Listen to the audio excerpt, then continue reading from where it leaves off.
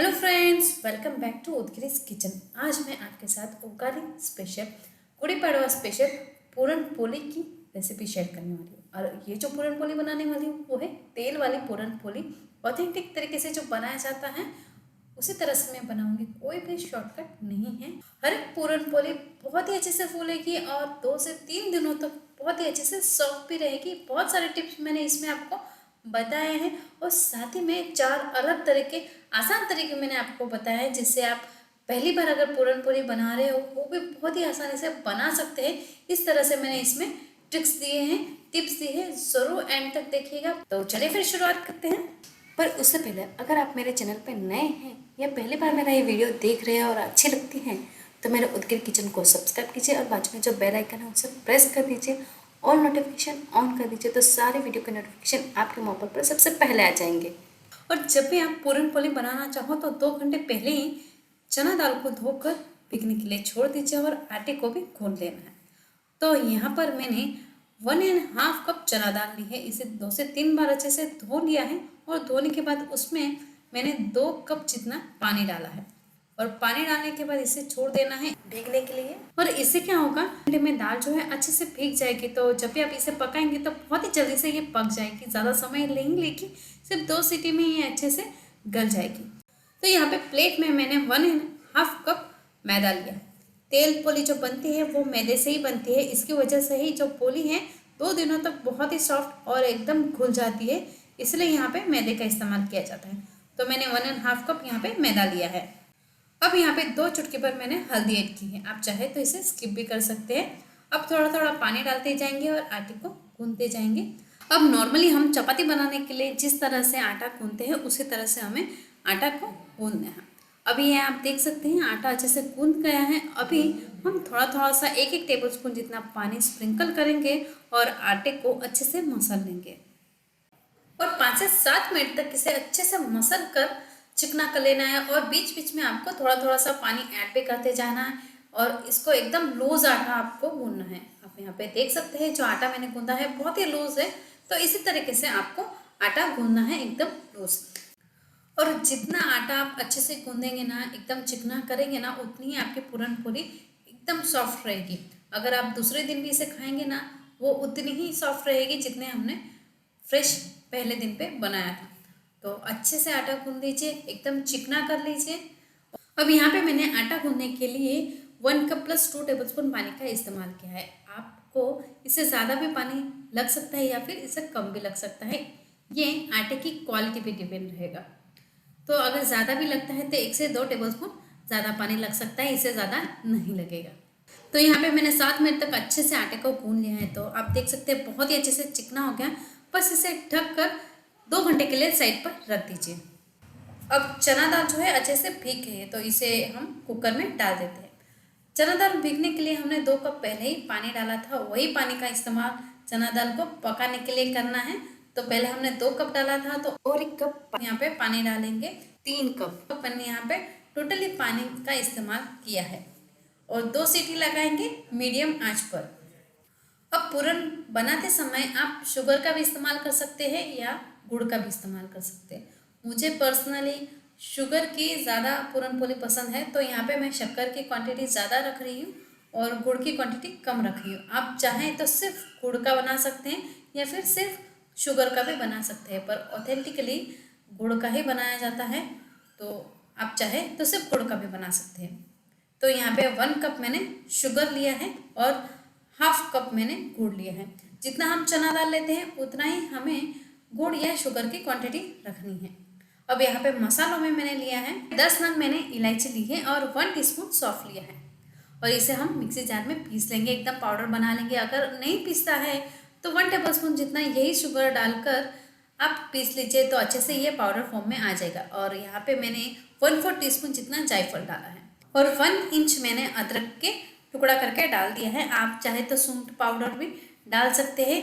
ये जो पूरन पोली होती है खाने में बहुत ही हैवी होती है और डाइजेशन में थोड़ी तकलीफ करती है, तो अगर हम इसमें अदरक डालेंगे तो डाइजेशन में ये हेल्प करेगी। अब इन सब चीज़ों का हम पाउडर बना लेते हैं। तो कुकर में 2 सीटी हो गई थी तो निकाल कर इसे ठंडा कर लिया था। तो अभी आप देख सकते हैं दाल अच्छे से गल गई है, बहुत ही सॉफ्ट गली है। तो इसी तरह से हमारी दाल गलनी चाहिए। अब एक बाउल लेंगे, उसके ऊपर छन्नी रखेंगे और छन्नी में हम दाल डाल देंगे। अभी दाल में जो एक्स्ट्रा पानी रहेगा वो छन्नी द्वारा नीचे बाउल में जमा हो जाएगा। तो 5 से 7 मिनट तक हम वेट करना है सारा पानी ड्रेन होने। तो यहाँ पे देख सकते हैं कि 3/4 कप जितना पानी जो है चना दाल का पानी वो निकला है। और इसमें से मैं 2 चम्मच चना दाल को भी उस पाव में डाल दूँगी। इसकी मैं दाल बनाऊँगी, बहुत ही टेस्टी बनती है। इसकी रेसिपी भी मैं बहुत जल्दी आपके साथ शेयर करूँगी। तो यहाँ पे हम गुड़ ऐड कर देंगे, शुगर ऐड करेंगे और हमने जो मसाला पीस के रखा था वो भी ऐड करेंगे, अच्छे से मिक्स करेंगे और गैस के ऊपर हम इसे चढ़ा देंगे। मीडियम आंच पर इसे हम मिक्स करते रहेंगे जब तक कि अच्छे से घट ना हो जाए। और एक टिप आपके साथ शेयर करना चाहूँगी, जब भी हम चना दाल को पकाते हैं ना, तो पकाने के बाद हम जब इसे दबा कर चेक करते हैं तो बीच में हल्का सा दाना रह जाता है, कच्चा दाना रह जाता है चना दाल का। तो हमें लगता है कि ये पक गया है और हम उसमें शुगर डाल देते हैं। पर अभी शुगर डालने के बाद वो चना दाल फिर से पकती नहीं है। वो जो बीच वाला कच्चा दाना रह जाता है वो वैसे ही रह जाता है कच्चा। और जब भी हम पूरन पोली बनाते हैं तो बीच बीच में आता रहेगा और बहुत ज़्यादा पूरन हमारा वेस्ट भी हो जाएगा। तो इस बात का ध्यान रखिए कि चना दाल को बहुत ही अच्छे से पकाना है, तो ही आपकी पूरन पोली एकदम अच्छी बनेगी। अब पहले चना दाल में हमने गुड़ डाला है, शुगर डाला है, तो अपना पानी छोड़ेगा और पानी छोड़ने की वजह से चना दाल जो है एकदम लिक्विडी पेस्ट जैसा हो जाएगा। पर जैसे जैसे हम इसे पकाएंगे ना तो ये घट होता जाएगा। तो हमें 10 से 15 मिनट भी लग सकते हैं इसे घट होने में। तो मीडियम आंच पर इसे मिक्स करते रहिए, बीच में बिल्कुल भी ना छोड़िएगा, नहीं तो नीचे से जो चना दाल है कि जल जाएगा और पूरे पूरन में जलने की स्मेल आएगी। तो अच्छे से मिक्स करते रहिए, कंटिन्यू मिक्स करते रहना है आपको। अब पूरन घोटने के लिए मैंने बड़ा बर्तन ही लिया है। तो आप यहाँ पे देख सकते हैं सारा जो पूरन है उबलने के बाद सारा हाथों पे गिर रहा है, तो संभल कर काम करिएगा। अब 10 मिनट के बाद पूरन को एक बार चेक कर लीजिए। तो यहाँ पे मैं चेक कर रही हूँ। अभी चेक करने के लिए पूरन थोड़ा सा लीजिए, उसे ठंडा कर लीजिए और हाथों से गोल कर लीजिए। अगर वो गोल हो जाता है इजीली और हाथों को नहीं चिपकता तो आपका पूरन तैयार है। अगर हाथों को चिपकता है तो और 5 मिनट के लिए इसे मीडियम आंच पर मिक्स करते रहिए। अब फिर से एक बार चेक कर लेते हैं। तो यहाँ पे गोला बना के मैं देख रही हूँ, तो पूरन जो है हाथों को नहीं चिपक रहा है, तो समझ लीजिए आपका पूरन तैयार हो गया है। अब पूरन को बारीक टेक्सचर लाने के लिए एक छन्नी आती है, वो छन्नी तो मेरे पास नहीं है। तो मैं यहाँ पे मैदा की जो छन्नी आती है, हम रवा जिसमें छानते हैं, वो छन्नी मैं यहाँ पे इस्तेमाल कर रही हूँ। आपको अगर वो पूरन पोली का छन्नी का लिंक चाहिए तो मुझे नीचे कमेंट बॉक्स में ज़रूर बताइएगा, उसका लिंक मैं आपके साथ शेयर करूँगी। तो इस छन्नी को एकदम फिट हो जाए ऐसा एक आपको बाउल लेना है, जिससे वो छन्नी अच्छे से हिले डुले ना। पूरन लीजिए और छन्नी में डाल दीजिए और चम्मच की सहायता से अच्छे से दबाते रहिए, जिससे उसका जो स्मूथ टेक्सचर है पूरन का वो बाउल में नीचे जमा होता जाएगा। तो इसी तरह से आपको सारे पूरन का टेक्सचर जो है छन्नी के द्वारा स्मूथ कर लेना है। और यहाँ पे आप देख सकते हैं मैंने इसी तरह से सारा पूरन तैयार कर लिया है। और ऊपर जो थोड़ा सा कुछ बच जाता है उसे आप फेंक दीजिए। और यहाँ पे आपको लग रहा होगा कि पूरन थोड़ा सा लूज हो गया है, पर जैसे ही ये हल्का सा ठंडा हो जाएगा, अच्छे से ठंडा हो जाएगा, तो ये अच्छे से सेट हो जाएगा। और हम जो तेल पोली बना रहे हैं तो उसके लिए पूरन थोड़ा सा लूज ही चाहिए, बहुत ज़्यादा टाइट रहेगा तो पूरन जो है अच्छे से पोली में स्प्रेड नहीं होगा, तो हल्का सा इसे लूज ही रखना है। अब बाउल में जो पूरन है उसे अच्छे से चम्मच से स्प्रेड करना है, जिससे वो अच्छे से ठंडा हो जाए जल्दी से। अब ये 2 घंटे से आटा जो है अच्छे से आराम कर रहा है, तो आप देख सकते हैं अच्छे से ये सेट हो गया है, एकदम स्टिकी हो गया है, चिकना हो गया है। तो इसी तरह से आटा हमें तेल पोली के लिए चाहिए। तो थोड़ा सा हाथों में हम तेल लगा लेंगे और फिर से एक बार इसे अच्छे से गूंद लेंगे। मसलना नहीं है, सिर्फ इसे अच्छे से इकट्ठा कर कर गूंद लेना है।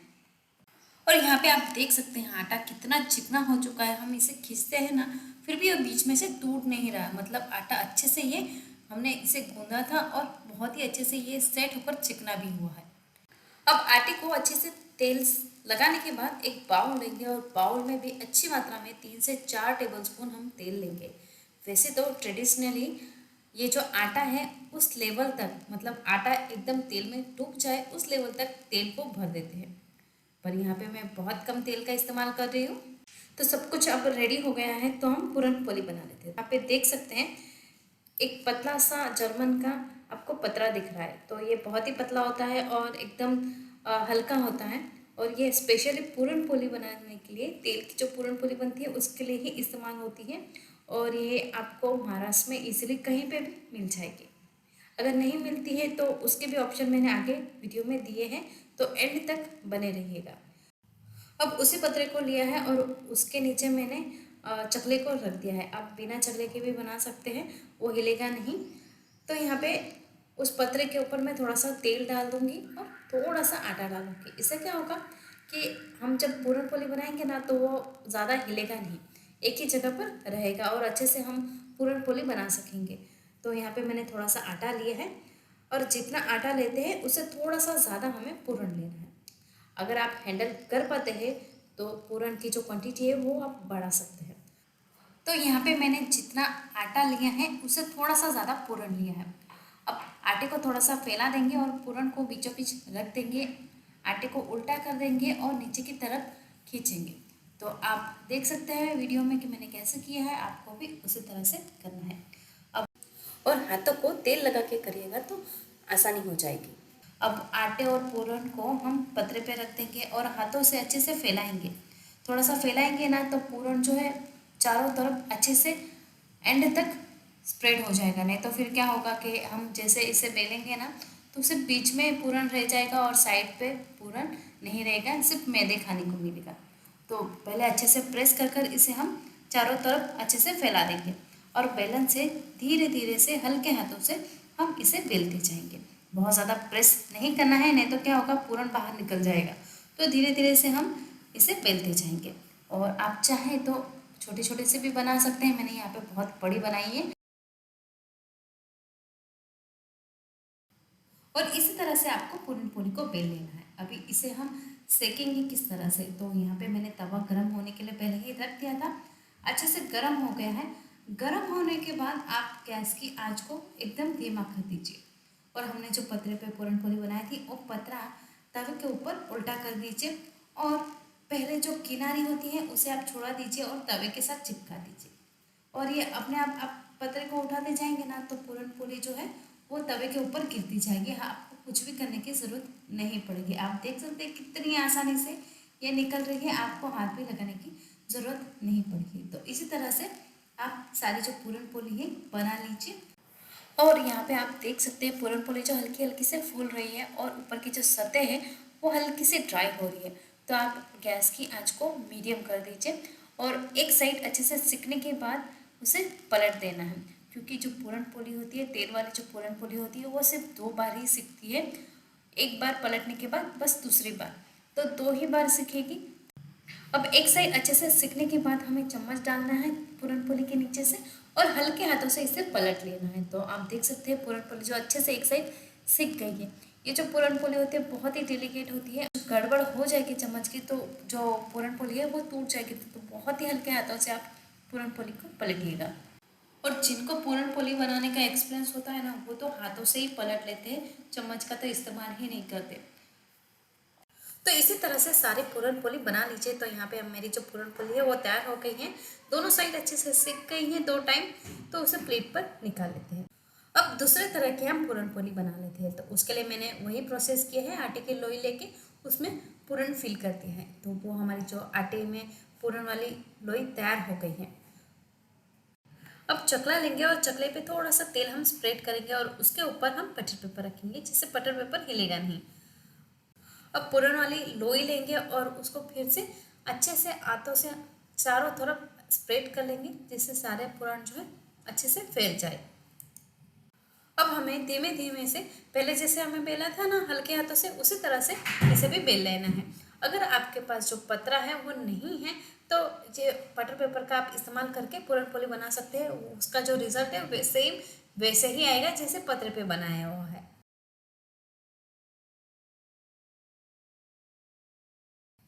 अब ये बटर पेपर वाली पूरन पोली को सेकने के लिए उसी तरह से तवे को गर्म कर कर तवे के ऊपर उल्टा बटर पेपर को डाल देना है और धीमे धीमे से बटर पेपर को ऊपर से निकाल लेना है, इजीली निकल जाएगा। और उसी तरह से सेक लेना है जैसे पहले हमने पूरन पोली को सेक लिया था।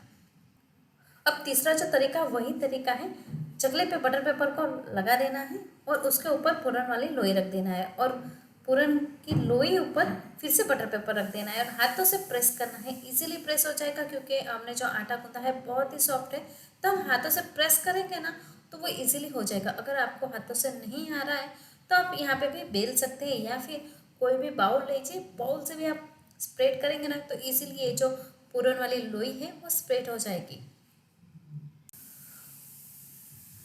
अब लोई को अच्छे से प्रेस करने के बाद ऊपर से बटर पेपर निकाल देना है और तवे पे डाल देना है और हल्के हाथों से ऊपर का जो बटर पेपर है वो निकाल दीजिए। तो इसी तरह से हमने जो पहले सेका था ना पूरन पोली को, उसी प्रोसेस से इसे भी सेकना है। आप देख सकते हैं बहुत ही इजीली निकल जाता है और बहुत ही आसानी से ये बन भी जाता है। अब चौथा जो तरीका है वो है आटे से बनाऊंगी मैं। तो उसी प्रोसेस किया है, लोई ली है, उसके अंदर मैंने पूरण भर लिया है और जब भी हम पूरण भरेंगे ना तो थोड़ा सा हाथों में आटा लगाएंगे जिससे वो आटा है हम हाथों को चिपके ना। पहले हम क्या लगाते थे, तेल लगाते थे, तो अभी इस बार लगाना है आटा, तो थोड़ा सा वो टाइट भी हो जाएगा। तो अच्छे से पूरण भर लेना है आटे में और चकले पे थोड़ा सा हम आटा स्प्रेड करेंगे और धीरे धीरे से हल्के हाथों से इसे भी हम बेल लेंगे। बहुत ही इजीली बेल जाएगा और इसको भी उसी तरह से सेक लेना है जैसे हमने पहले सारे पूरन पोली को सेक लिया है। तो यहाँ पे इसी तरह से सारे जो पूरन पोली हमें बना लेनी है। आपको इसमें से जो तरीका इजी लगता है, जो तरीका आसान लगता है, आप इसे अपनाइए और इस गुड़ी पड़वा पे या फिर उगादी पे आप पूरन पोली बनाइए, बहुत ही आसानी से बन जाएगी। तो यहाँ पे देख सकते हैं मेरी जो सारे पूरन पोली है वो तैयार हो गई है और हर एक पूरन पोली जो बहुत ही सॉफ्ट है। अगर इसे दूसरे दिन खाएंगे, तीसरे दिन खाएंगे ना तो भी इसका जो सॉफ्टनेस है ऐसा ही रहेगा, बरकरार रहेगा, बिल्कुल भी ये हार्ड नहीं होगी। यही खासियत होती है तेल वाली पूरन पोली की। अब पूरन बनाते समय जो थोड़े से प्रॉब्लम आते हैं उसके लिए मैं आपके साथ टिप शेयर करना चाहती हूँ। तो पहला जो टिप है ये है कि अगर आपका जो पूरन है बहुत ही टाइट हो जाता है, ज़्यादा हम घुटने से जो पूरन है ठंडा होने के बाद टाइट हो जाता है, तभी क्या करना है, आपको थोड़ा सा उसमें घी ऐड करना है या फिर गुड़ का पानी आप ऐड करिएगा तो हल्का सा ये लूज़ हो जाएगा। और दूसरा जो टिप है, अगर आपका जो पूरन है हल्का सा लूज़ हो जाता है तो फिर से घोटना मतलब बहुत ही बोरिंग काम होता है। तो क्या करना है, कोई भी प्लेन कागज़ ले लीजिए, सफ़ेद कलर का कागज़, और उस पर पूरन आप स्प्रेड कर दीजिए, फैला लीजिए। तो जो कागज़ रहेगा वो पूरन का जो मॉइस्चर है वो सब सोख कर लेगा और आपका जो पूरन है वो टाइट हो गया। और या फिर आप तीसरा और तरीका अपना सकते हैं, पूरन अगर लूज़ हो जाता है तो पूरन को आप कॉटन के कपड़े में डाल दीजिए और अच्छे से दबाकर उसका जो मॉइस्चर है, उसका जो पानी है, दबाकर निकाल लीजिए, निचोड़ लीजिए, तो उसका जो मॉइस्चर है वो निकल जाएगा और आपका जो पूरन है वो हल्का सा टाइट हो जाएगा। तो ये भी ट्रिक्स आप अपना सकते हैं। और चौथा टिप ये है कि हमने जब भी पूरन को घोटा था और घोटने के बाद छन्नी से पास किया था उसका स्मूथ टेक्सचर लाने के लिए, तो ये जो पार्ट है वो आप स्किप कर दीजिए और घोटने के बाद डायरेक्ट आप पूरन पोली बना सकते हैं। पर थोड़ी सी मोटी बनेगी और गेहूं के आटे से बनाएंगे तो अच्छे से फूलेगी भी और सॉफ्ट भी बनेगी। तो ये ट्रिक भी आप अपना सकते हैं। और इन सारे टिप्स के साथ इस बार पूरन पोली ज़रूर बनाइएगा। और अच्छी लगती है मेरी वीडियो तो प्लीज़ सब्सक्राइब कर दीजिए, लाइक कर दीजिए, शेयर कर दीजिए आपके रिलेटिव्स में। तो चलिए फिर मिलते हैं एक नई रेसिपी के साथ, तब तक के लिए गुड बाय।